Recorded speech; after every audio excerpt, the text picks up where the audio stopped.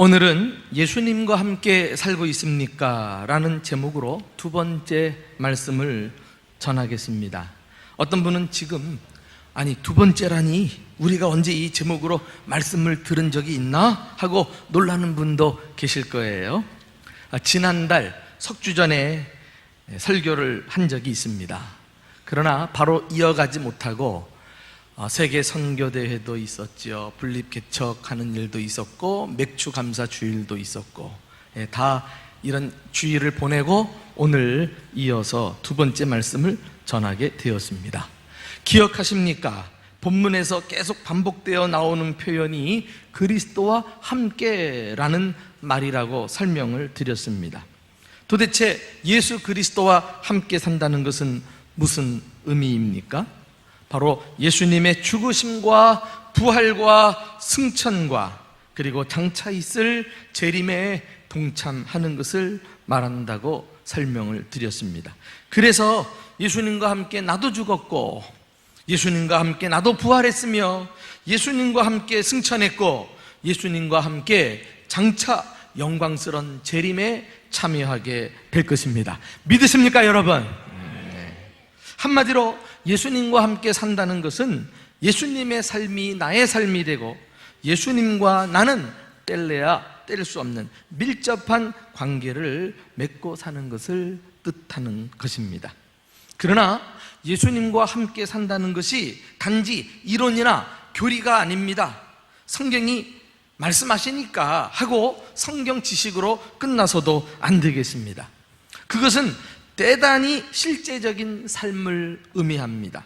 예수님과 함께 산다는 것은 삶 속에서 구체적으로 증거가 나타나야 합니다. 그래서 안 믿는 사람이라도 그 증거를 보고 예수님과 함께 살고 있는 사람이구나 하고 알아보아야 그게 참 믿음을 가진 사람이라고 할 수 있습니다. 오늘 본문의 구조를 보시면 그리스도와 함께라는 표현도 나오지만 그러므로 라는 단어도 함께 등장합니다. 이것은 예수님과 함께 죽고 예수님과 함께 부활하고 승천하고 재림에 참여하게 되었으니 그러므로 하면서 당연히 따라야 할 어떤 결과들에 대해서 강조하고 있는 것입니다. 실제로 예수님과 함께 사는 사람들은 반드시 다음과 같은 삶의 변화가 나타나게 되어 있습니다. 여러분들은 이 말씀을 통해서 나에게 그런 증거들이 있는지 한번 점검하고 우리가 이후에 주님과 함께 사는 삶에 정말 기쁨과 보람이 충만했으면 하는 마음이 간절합니다. 자, 예수님과 함께 사는 사람은 그러므로 첫 번째 증거가 새로운 생각이에요. 오늘 첫 번 그러므로가 1절에 등장하지요. 우리 한번 다 같이 1절과 2절 말씀을 읽어보실까요? 자, 시작. 그러므로 너희가 그리스도와 함께 다시 살리심을 받았으면 위의 것을 찾으라. 거기는 그리스도께서 하나님 우편에 앉아 계시느니라. 위의 것을 생각하고 땅의 것을 생각하지 말라. 먼저 그 사람의 생각을 들여다보면 저와 여러분이 참으로 예수님과 함께 살고 있는 사람인지 알 수 있습니다. 예수님과 함께 사는 사람은 새로운 생각을 하게 되어 있습니다. 왜요? 옛 생각을 하는 육의 사람은 예수님과 함께 이미 죽었고 예수님과 함께 새 생명 가운데 살아났기 때문에 생각도 바뀌게 되어 있는 것입니다. 여기 새로운 생각이란 것은 오늘 본문에 의하면은 예수님이 계신 하나님 나라를 생각하며 사는 거예요. 거기는 그리스도께서 하나님 우편에 앉아 계시느니라 그랬거든요. 그의 관심은 하나님의 나라와 예수님에게 집중되어 있는 것을 볼 수 있습니다. 하나님 나라의 특징이 무엇이죠? 의와 평강과 희락이니라 그리했어요.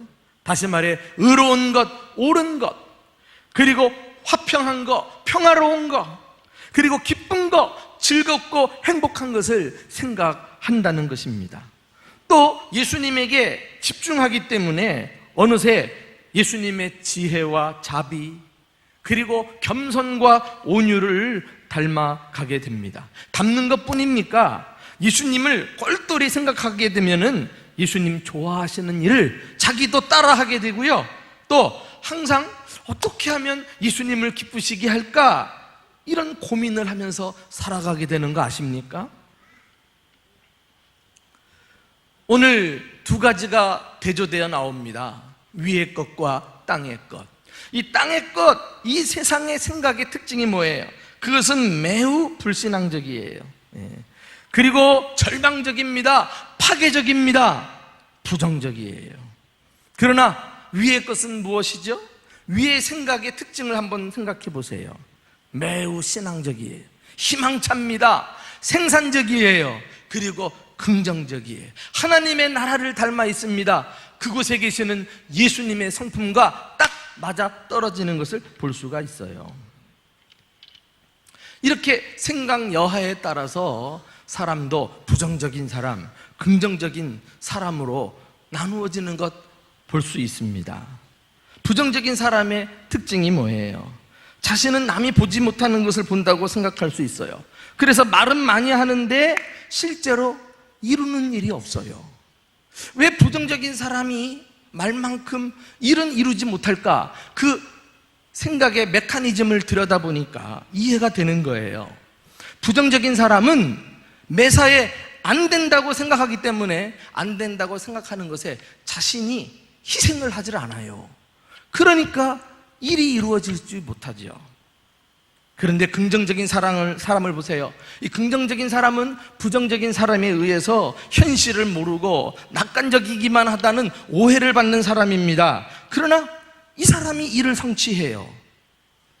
어떻게 긍정적인 사람이 일을 해나갈까? 그의 메커니즘을 또 들여다보면은 긍정적인 사람은 된다고 생각하기 때문에 그 일에 희생을 무릅쓰고 뛰어듭니다. 그러니 일을 해내는 거예요.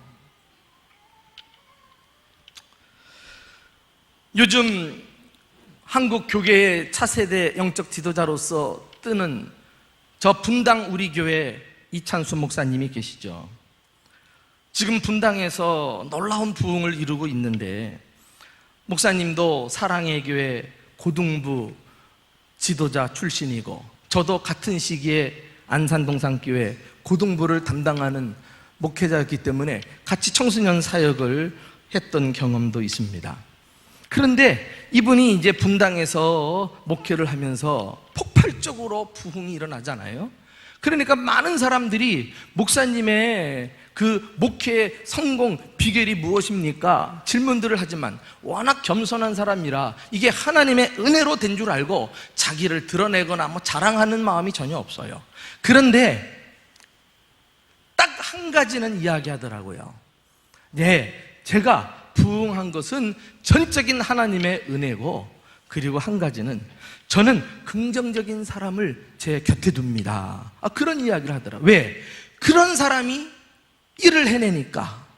그래가지고 하나님의 나라가 이런 긍정적인 위의 것을 바라보고 그 하나님 나라와 예수님의 성품과 합당하게 맞아떨어지는 생각들을 하면서 어려운 일도 거뜬히 뛰어넘고 희생 가운데도 기어코 일을 성취해 나가는 것입니다. 여러분, 생각은 우리가 눈으로 볼 수 없어요. 그런데 그 사람의 생각을 들여다볼 수 있는 방법이 한 가지가 있으니 그가 하는 말을 들어보면 알아요. 말은 생각의 표현이기 때문에 숨길 수가 없습니다. 예수님은 불신앙적인 말을 하는 사람을 꾸짖기까지 하셨어요. 한 번은 귀신 들린 아들을 예수님에게 데리고 온 아버지가 있었습니다. 이 아들은 귀신에게 사로잡혀가지고 자기 의지를 상실하고, 귀신이 물속에 던지면 또 물에 들어가고, 불 속으로도 던지면 불 속에서 고통당하고, 그러니 그 처절한 아들의 모습을 보고 아버지가 얼마나 고통스러웠겠어요. 그 심정을 가지고 예수님께 나왔으면 예수님에게 부탁할 때 뭐라고 말을 하냐면은, 무엇을 하실 수 있거든 도와주소서 이렇게 이야기했거든요. 그러니까 우리는 예수님께 찾아 나오면 대단히 믿음을 가진 사람처럼 보이지만 예수님은 그가 한 말을 놓치지 않았어요. 돼도 좋고 안 돼도 좋고 기왕 되면 더 좋겠습니다. 이런 말 아니겠어요? 예수님은 작은 불신도 허용하지 않는 분이셔요. 그래서 마가복음 9장 23절에 예수께서 이르시되 할 수 있거든이 무슨 말이냐? 하나님의 능력을 왜 제한하냐? 믿는 자에게는 능치 못할 일이 없느니라. 할렐루야. 주님은 이 확실한 믿음의 말, 긍정적인 언어를 요구하시고 당신의 파트너로 삼기를 원하시는 것입니다. 그러므로 우리가 예수님과 함께 사는 사람으로서 반드시 내 입술에서 부정적인 말이 있다면 그걸 찾아내가지고 긍정적인 말, 불신앙적인 말이 있다면 신앙적인 말로 그걸 대체하려고 노력해야 돼요. 자기 언어 습관을 한번 들여다봐야 돼요. 안경 쓴 사람이요, 왜 안경을 썼느냐고 물어보면 대개는 안 보여서 쓴다고 이야기해요. 근데 정말 안 보여서 안경을 씁니까? 안경을 왜 써요? 잘 보려고 안경 쓰지 않아요? 네. 여러분에게 물어봅니다. 안경을 왜 써요? 그래, 얼마나 느낌이 다릅니까? 예? 그 되는 말, 신앙적인 말, 긍정적인 말 하는 순간 그렇지 않을 때와 지옥과 천국의 차이 아니에요? 여러분, 안 믿는 사람이라도 지혜롭게 언어를 사용하는 처세술이 있다니까. 고산물 둔 가정에서는 이 자녀들 상처받을까봐 말도 가려서 하는 거예요. 입시를 앞에 두고 자녀가 열심히 세상에서 공부하는데 그만 지우개가 땅에 딱 떨어졌네. 그것을 바라본 엄마가 아이고 지우개가 떨어졌다 얘, 이러면 난리 나는 거예요. 떨어졌다고 기분 나쁘게 얘기했다고. 그러니까 그것도 어떻게 바꾸어서 말해야 돼요? 얘야 지우개가 바닥에 가 붙었네. 그러면 좋아라 하는 거예요. 야, 우리 고민해야 돼요. 이게 말이라고 그냥 생각나는 대로 막 하다가는 우리가 워낙 죄인의 본성을 가지고 있기 때문에 신앙적인 말보다 부정적인 말, 그리고 우리가 생산적인 말보다 파괴적인 말, 되는 말보다 안 되는 말에 더 익숙하게 나올 수 있다니까. 우리 사랑하는 교우 여러분, 우리는 예수님과 함께 사는 사람으로서 함께하는 사람들과 긍정적인 언어를 사용하고 또 천국의 위의 것을 생각하는 가운데 우리를 통해 하나님의 뜻을 날마다 이루어가는 일에 쓰임받는 저와 여러분이 되시기를 주님의 이름으로 축원합니다. 또 한 가지 증거는 새로운 생활이에요. 두 번째 그러므로가 이제 5절에 나옵니다. 5절. 자, 우리 5절, 6절도 같이 읽어보실까요? 시작. 그러므로 땅에 있는 지체를 죽이라. 곧 음란과 부정과 사욕과 악한 정욕과 탐심이니 탐심은 우상 숭배니라. 이것들로 말미암아 하나님의 진노가 임하느니라. 여러분, 예수님과 함께 사는 사람은 새 생명 가운데 사는 사람이기 때문에 생활도 바뀌어요. 과거에 나는 예수님과 함께 죽어서 예전처럼 살며 예전처럼 행동할 수 없는 것입니다. 이제는 예수님과 함께 살면서 새 생명을 가지고 땅에 있는 지체를 죽여요. 땅에 있는 지체를 죽이라. 여기 지체는 죄를 쫓아 사는 옛사람의 습관. 옛사람은 예수님과 함께 이미 죽었는데 자꾸 우리가 속아요. 사탄 마귀가 우리 안에 죄성을 부추겨가지고 마치 여전히 살아있는 것처럼 땅에 있는 지체를 가지고 우리 신앙생활을 망치고 믿음에서 멀어지게 한다니까요. 여기 옛사람의 특징이 뭐예요? 땅에 있는 지체가 좋아하는 것들이 뭡니까? 음란, 더러운 행위, 어떤 쾌락적인 욕망, 그리고 악한 욕심들. 그것의 공통점은 한마디로 탐심이라 그랬어요. 탐심은 지나친 욕심을 부리는 것 아니겠어요?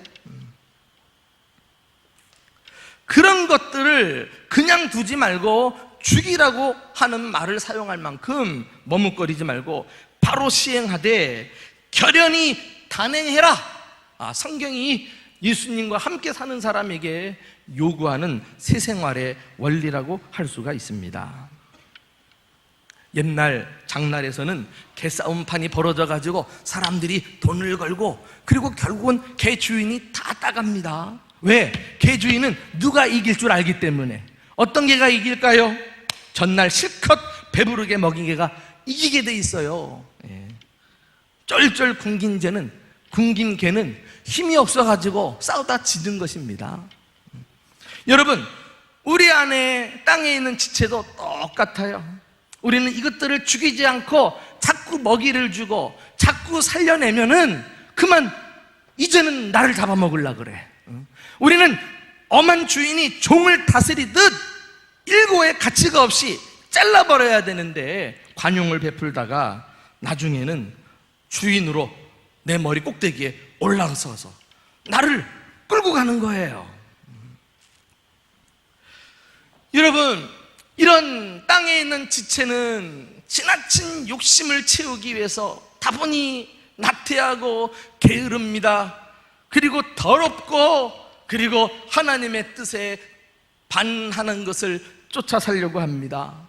그러니 성경을 잘 읽다가도 갑자기 읽기 싫어지면 거기서 멈추면 안 돼. 더 읽으려고 애를 써야 돼. 교회 가기 싫다고 교회를 발을 끊으면 안 돼. 그거 속는 거야. 더 교회를 가까이 다가가야 삽니다. 기도하기 싫다고 기도를 포기하면 안 돼요. 그것을 뛰어넘으면 그때부터 막 쏟아지는 은혜가 있는데 거기서 많이 넘어지더라고. 봉사를 잘하다가 갑자기 싫어져요. 그러면 그 육체의 욕심에 넘어가면 안 돼요. 더 열심히 봉사할 때 그 고비를 넘어가가지고 귀하게 쓰임받는 것 아니겠습니까? 감사한 것은 하나님은 우리에게 땅에 있는 지체를 죽이라 이렇게 명령하면서 우리 혼자 그런 영적인 싸움을 하도록 버려두지 않으셨어요. 성령님을 보내셔서 성령님이 우리 안에서 육체의 소욕하고는 전혀 반대인 성령의 소욕, 성령님의 거룩한 욕심을 막 불러일으킵니다. 그래서 예수님과 함께 사는 사람은 어떤 면에서 갈등이 많아요. 육체의 욕심과 성령의 욕심이 막 충돌하는데 그것은 대단히 건강하고 정상적인 거예요. 그런데 거기서 우리가 누구 편을 들어줘야 되죠? 많이 배를 불리게 하는 편이 이긴다고 했으니까 오늘 우리는 이런 내 안에 있는 지체를 이기는 원리를 성경을 통해서 발견하게 되는데, 갈라디아서 5장 16절 말씀을 한번 좀 다 같이 읽어볼 필요가 있어요. 자, 시작. 내가 이르노니 너희는 성령을 따라 행하라. 그리하면 육체의 욕심을 이루지 아니하리라. 성령을 따라 행하라. 다시 말해 성령이 내 안에서 거룩한 욕심을 불러일으키고 하나님의 뜻에 순종하며 살도록 나를 이끄실 때 그 편에 서라는 말이에요. 그 성령의 욕심에 먹이를 주고 힘을 키우란 말이에요. 그러면 신기하게도 그렇게 집요하게 나를 끌어내리려고 했던 육체의 욕심이 힘을 잃어버리고 스르르 사라져버린다니까.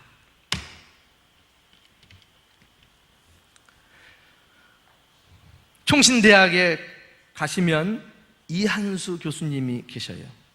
근데 이분은 예수 안 믿는 가정에서 자라나가지고 예수 믿고 신학교 교수까지 되었어요. 그 간증이 우리에게 은혜롭고 중요한 원리를 제공합니다. 전혀 예수를 믿지 않는 불신 가정에 어머니가 혼자 시집을 와서 모진 고난 속에서도 예수님을 믿는 거예요. 아버지는 도박에 빠지고 술에 늘 취해 있고 집을 돌아보지도 않고 방황하는 사람이에요. 집에 들어오기만 하면 그냥 엄마를 예수 믿는다고 밉다고 핍박을 해요.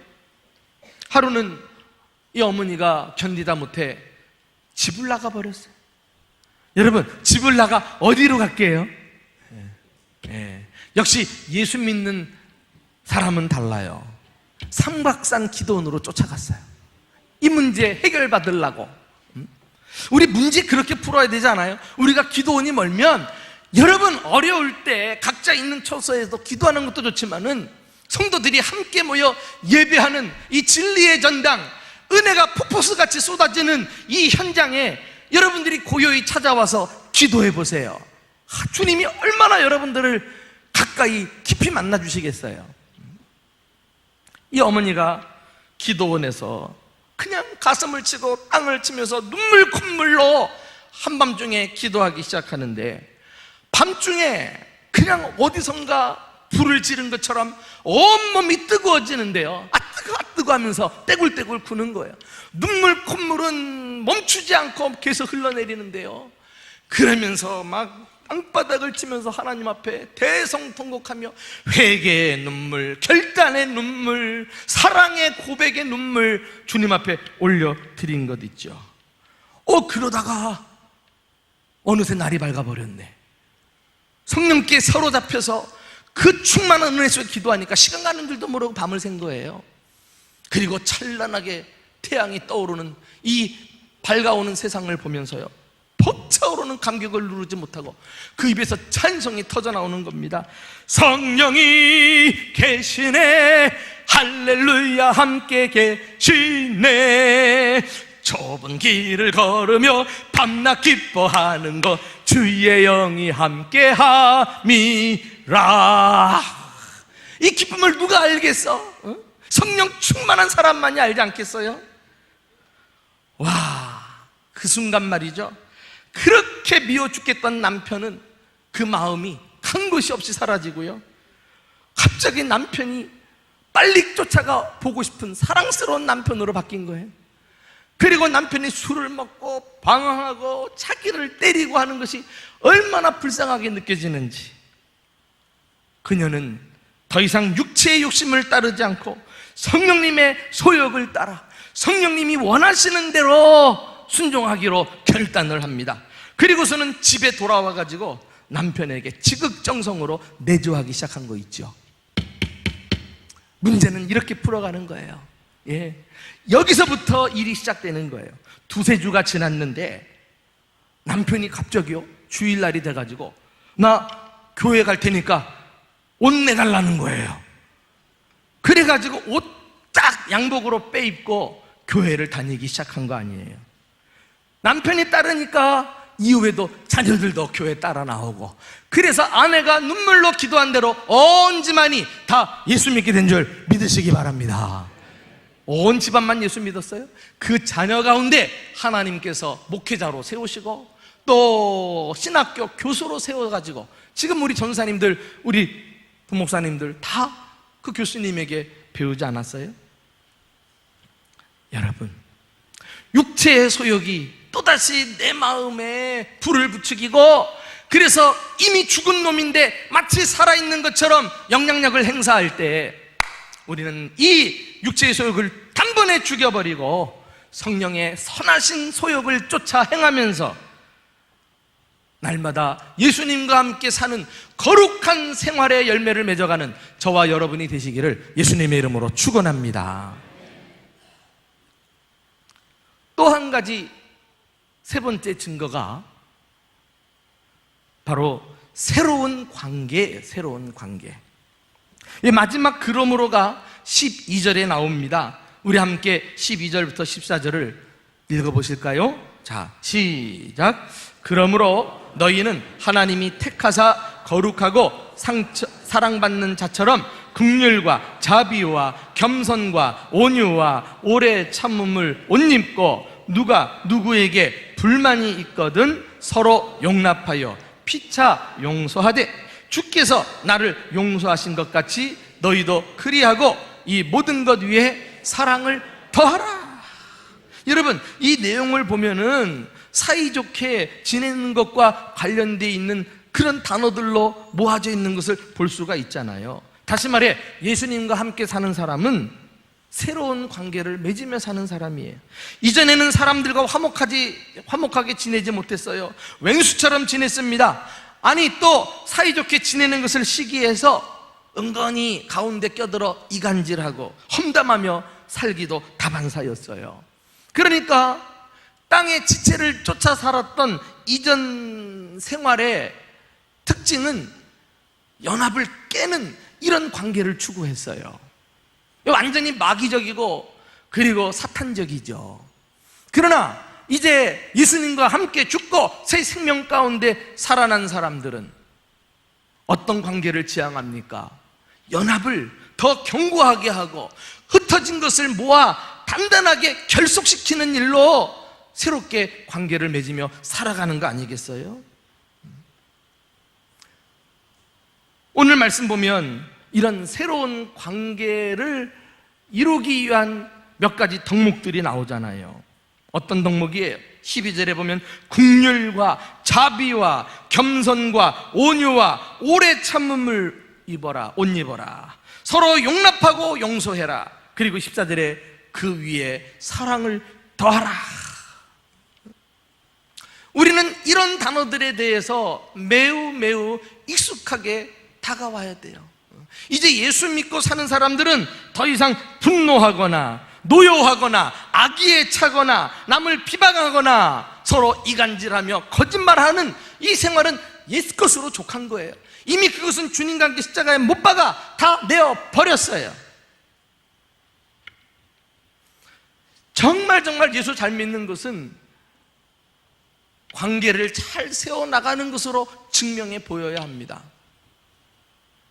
그래서 그 사람 때문에 깨어질 가정이 살아나고 분쟁하는 교회가 연합하고 나누어진 사회가 하나가 될 수 있는 것, 그게 예수님과 함께 사는 사람들의 역할이 아닐까요? 왜 우리가 새로운 관계를 추구하며 살아야 할까요? 예수님과 함께 사는 사람은 새로운 공동체 안에서 사는 사람이기 때문에 그래요. 새로운 공동체는 하나님의 가족입니다. 그리스도의 몸인 교회를 가리킵니다. 이 공동체는 세상에 없는 것인데 이 안에 쏙 들어와 보니까 더 이상 차별이나 편애가 없어요. 분쟁이나 다툼이 존재하지 않습니다. 오직 겸손과 온유함이 있고 용서와 사랑이 흘러갈 뿐이에요.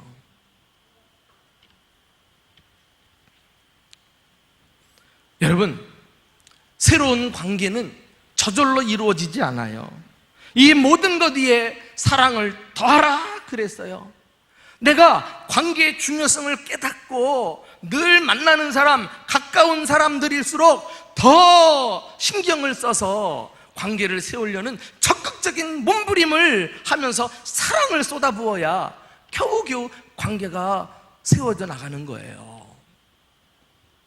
저는 목회자이지만 성도들을 대한다던가 또 목회자들과 관계를 맺을 때 정말 하나의 원리처럼 내 마음에 새기는 말씀이 있어요.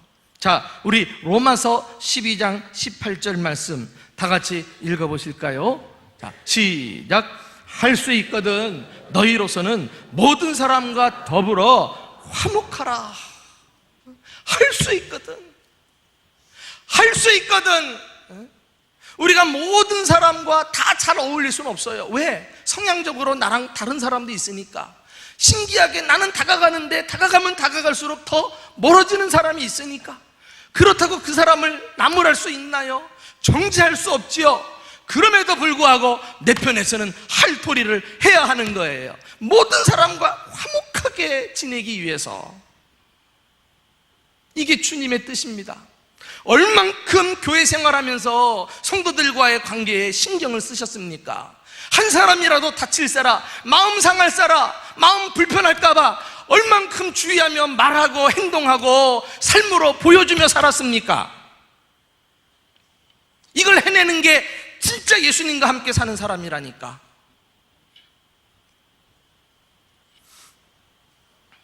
어제는 우리 교회가 비록 60살이 되었지만 더 늦기 전에 저 미래의 땅, 축복의 땅, 기적의 땅 세종시에 교회를 낳았습니다. 참 성도들과 함께 하나님이 행하신 놀라운 일들을 목격하면서 하나님이 우리 대전중복에 너무너무 사랑하는구나 다시 확인할 수 있었어요. 근데 어저께 설립 예배 오신 분들이 한 100여 명 올 줄 알고 식당에 식사를 주문했는데 나중에 행사 다 마치고 식사 인원을 카운트했더니 260명이나 드시고 가셨어. 그러니까 안 들고 가신 분까지 합치면은 300명 된 것으로 아는데, 아따 이분들 예배 시간에 그 감사원금 들여놓고 자기가 다 먹고 갔어. 그래도 너무 기쁜 거예요. 그 교회 일에 관심을 가지고, 물론 못 오신 분들도 다 이유가 있겠습니다만은 그래도 이렇게 함께 기뻐할 수 있다는 게 참 가슴 벅찬 일 아니에요? 10가정이 개척교회 멤버로 참여하고 말이죠. 아이 9명까지 해서 30명 가까운 적지 않은 인원이 이렇게 이곳을 떠나서 저 개척운동에 몸을 담는다는 거, 그게 쉬운 일입니까? 아무나 할 수 있는 일이 아니죠. 많은 교회들이 분립개척이 하나님 기뻐하시는 일인 줄 알지만은 그 일에 헌신하는 사람들이 없어서 용기를 못 내는 일들이 많은데, 주님이 우리 교회 이 60주년을 축복하고 앞으로 힘차게 비상할 수 있도록 이정표를 보여주시니 얼마나 감사한지 몰라요. 그런데 내가 돌아오면서 막중한 책임감을 느끼네요. 이제 우리 대전중보교회는 어제를 기점으로 해서 어제 교회와 오늘 교회는 확연히 달라요. 이제 자녀를 낳은 성숙한 부모가 됐어요. 그러면 어떻게 해야 되죠? 좀 행동거지도 생각도 말도 달라야 되지 않겠어요? 그래서 아기를 낳고 자녀를 출산한 사람답게 이제는 우리 대전중보교회가 더 성숙한 신앙 인격을 가진 공동체를 이루어서 좋은 소문이 퍼져나가서 많은 사람들이 이곳에 와가지고 심령이 살아나고 인생이 바뀌고 그들도 예수님과 함께 사는 삶을 따라 살아야 하지 않을까요? 여러분에게 도전합니다. 예수님과 함께 살고 있습니까? 예수님과 함께 내가 죽고 부활하고 승천하고 재림에 동참한다는 거, 그거 아는 것 말고, 그러므로 여러분들은 이 땅의 것에 이제는 생각을 떨쳐버리고 하나님 나라와 예수님에게 어울리는 긍정적인 믿음의 생각을 하는 사람들로 변했습니까? 이제는 땅에 있는 지체를 죽이고 성령의 소욕을 따라 날마다 거룩한 새로운 생활을 하고 계십니까? 그리고 이제는 소홀히 했던 인간관계, 그것도 멀리 있는 사람이 아니라 늘 보는 같은 영적 가족들인 내 성도들을 향해서 진지함과 사랑과 존중감을 가지고 손을 뻗치면서 새로운 관계를 부지런히 맺고 계십니까? 하나님께서 분립 예배를 드린 이후에 우리 대전중보교회 구성원들이 진실로 예수님과 함께 살아가는 그리스도인들이 되어서 그 증거들을 보고 더 소문이 나고 더 많은 일들을 감당해내는 위대하고 영광스러운 교회가 되게 해주시기를 예수님의 이름으로 축원합니다.